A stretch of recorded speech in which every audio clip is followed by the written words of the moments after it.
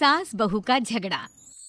अनामिका की सास पुष्पा अपनी बहू को कुछ खास पसंद नहीं करती थी और इसीलिए दोनों सास बहू में आए दिन झगड़ा होता रहता था। सास बहू की झगड़े के चक्कर में अनामिका के पति मोहित की जिंदगी मुश्किल में पड़ गई थी। बेचारा बार बार माँ और बीवी के झगड़े को सुलझाता ही रहता था, लेकिन दोनों समझने का नाम नहीं लेती थी। वैसे तो सब कुछ ठीक ठाक चल रहा था, लेकिन एक दिन अनामिका और पुष्पा के अंदर जोरदार झगड़ा हुआ और बात कुछ इस तरह थी। बहू, मैंने तुम्हें कल अपनी एक साड़ी धोने के लिए दी थी। हाँ मम्मी जी, वो साड़ी धोकर मैंने आपकी अलमारी में रख दी है। उसी की बात कर रही हूँ मैं।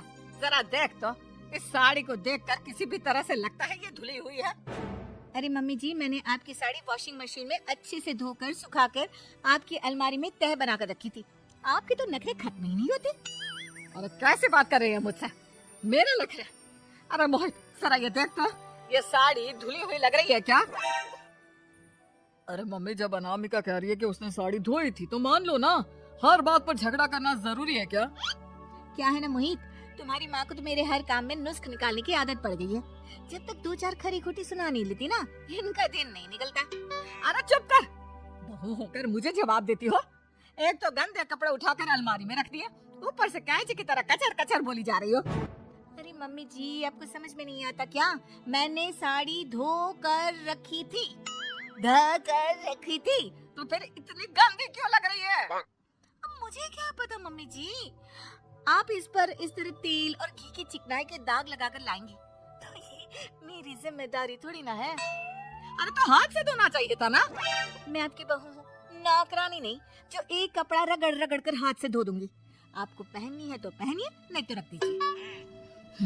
तुझे तो मैं अच्छी तरह बताऊंगी, मुझे जवाब देती है।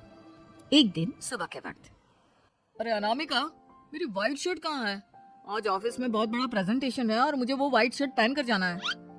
मुझे पता है, आपने मुझे 2 दिन पहले ही बता दिया था और आपकी शर्ट मैंने धोकर अच्छी तरह आयरन करके अलमारी में लगा दी है।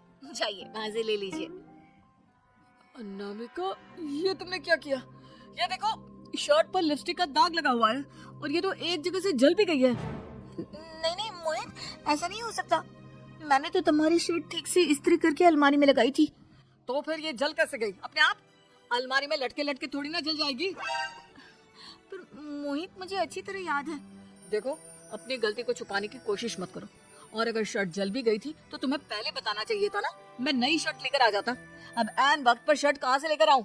मेरा इतना इम्पोर्टेंट प्रेजेंटेशन था, सब खराब हो जाएगा। अरे बेटा, क्यों परेशान होता है? ये देख, मैंने तेरे लिए पहले से ही एक नई व्हाइट शर्ट ला कर रखी है। लेकिन मम्मी, आप मेरे लिए व्हाइट शर्ट क्यों लेकर आई? अरे मुझे पता था तेरा प्रेजेंटेशन होने वाला है और अपनी इस बहू पर तो मुझे बिल्कुल भी भरोसा नहीं। क्या पता मेरी साड़ी की तरह तेरी शर्ट भी गंदी करके रख देती। और देख, वही हुआ ना। बेटा, सारी टेंशन छोड़ और ये नई शर्ट पहन कर जा। थैंक यू मम्मी, आज तो आपने बचा लिया मुझे। कुछ दिनों के बाद। अरे अनामिका, जानती हो, ऑफिस में मेरा जो दोस्त है ना अमर, आज उसका बर्थडे है और उसे तुम्हारे हाथ का चॉकलेट केक बहुत पसंद है। थोड़ा सा बनाकर टिफिन में रख दो ना प्लीज। हाँ हाँ, क्यों नहीं, मैं बहुत अच्छा केक बनाकर आपके दोस्त के लिए रख दूंगी। तुम्हारे हाथ का खाना खाकर तो वैसे ही मेरे ऑफिस के सारे लोग इतनी तारीफ करते हैं, क्या बताऊं। आप प्लीज एक अच्छा सा केक और बना दो, मेरी तो ऑफिस में शान बढ़ जाएगी। अनामिका केक बनाने के लिए रख देती है। पुष्पा चुपचाप जाकर उस पर ढेर सारा नमक डाल देती है। देख अमर, तेरी भाभी ने तेरे लिए चॉकलेट केक बनाकर भेजा है, तुझे बहुत पसंद है ना? यार, तू बहुत किस्मत वाला है, भाभी इतना अच्छा खाना बनाती है और साथ में केक भी। वैसे भाभी को थैंक यू बोलना। थैंक यू बाद में, पहले तो ये केक खा कर देख, बहुत मेहनत से बनाया है अनामिका ने। अरे यार, इस केक में तो बहुत सारा नमक है, लगता है भाभी ने शक्कर की जगह खूब सारा नमक डाल दिया है। अरे मोहित, तू तो अपनी बीवी की कुकिंग की बहुत तारीफ करता फिरता है, जरा पूछना अपनी बीवी से केक में नमक कब से डलने लग गया। क्या यार, तुझे भी मेरा ही जन्मदिन मिला था बिगाड़ने के लिए? केक नहीं लाना था तो मत लाता, कम से कम मुझे इस तरह नमक वाला केक तो नहीं खिलाता। अरे नहीं यार, अनामिका ऐसा नहीं कर सकती, जरूर कुछ गड़बड़ हुई होगी। घर जाने के बाद। अनामिका, अगर तुम्हारा केक बनाने का मन नहीं था तो ना बनाती, लेकिन मेरी बेइज्जती करवाने की क्या जरूरत थी? अरे आपकी बेइज्जती, ये आप क्या कह रहे हैं? मैंने तो सुबह आपको इतने अच्छे तरीके से केक बना कर दिया था हाँ, लेकिन उसमें इतना सारा नमक डाल दिया था कि आज ऑफिस में मेरा अच्छा खासा मजाक बना है। मेरे सारे दोस्त हंस रहे थे मुझ पर। अरे बेटा, मैंने तो तुझे पहले ही समझाने की कोशिश की थी। एक नंबर की गैर जिम्मेदार है ये लड़की, कोई काम ठीक से नहीं करती। उस दिन भी गंदी साड़ी रख दी थी मेरी अलमारी में और झूठ बोल रही थी। कुछ दिनों के बाद, अनामिका देखो, मैंने अपना लैपटॉप चार्जिंग पर लगाया है, उसे अच्छी तरह चार्ज होने देना। मेरी एक अर्जेंट मीटिंग है, प्लीज बीच में से हटाना मत। हाँ हाँ ठीक है, मैं नहीं हटाऊंगी। पुष्पा चुपचाप से जाकर चार्जिंग का बटन बंद कर देती है। थोड़ी देर बाद, अरे ये लैपटॉप चार्ज क्यों नहीं हुआ?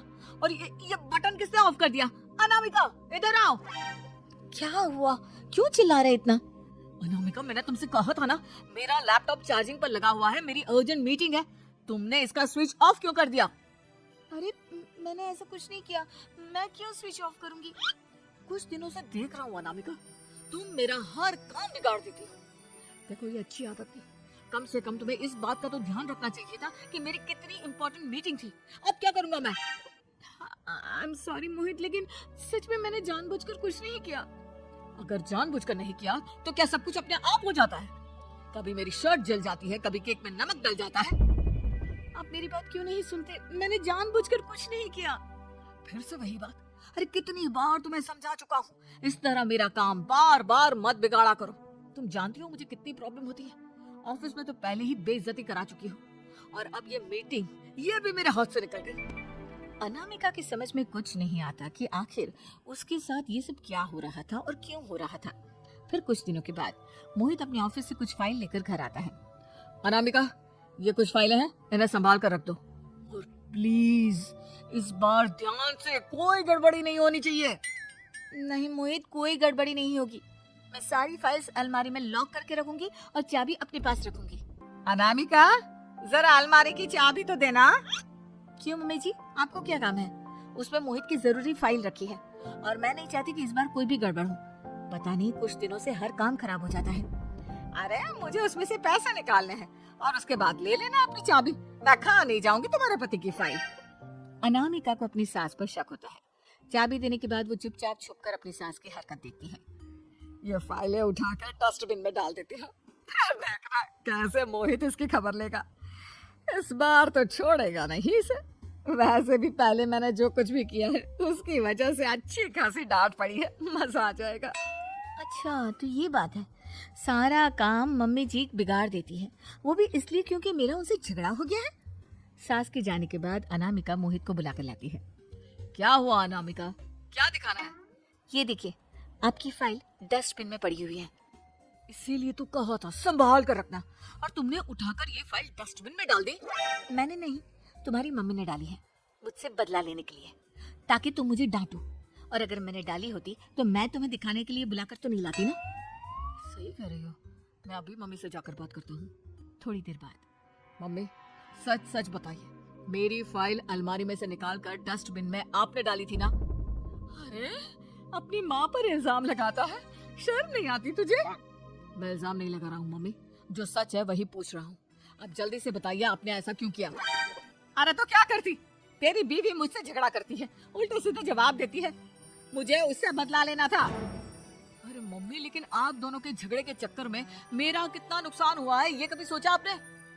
मम्मी जी, अगर आपका बदला पूरा हो गया हो तो आइंदा ऐसी कोई हरकत मत करना, क्योंकि अब आपकी सच्चाई हमारे सामने आ चुकी है। यह तो वक्त ही बताएगा मैं क्या करूंगी और क्या नहीं। मम्मी जी, कहा ना आप ऐसा कुछ नहीं करेंगी। अरे मेरी जो मर्जी आएगी वो मैं करूंगी। मेरा सर घूम रहा है, सास बहू के झगड़े में मेरी जिंदगी का तो कचरा हो गया है, कचरा।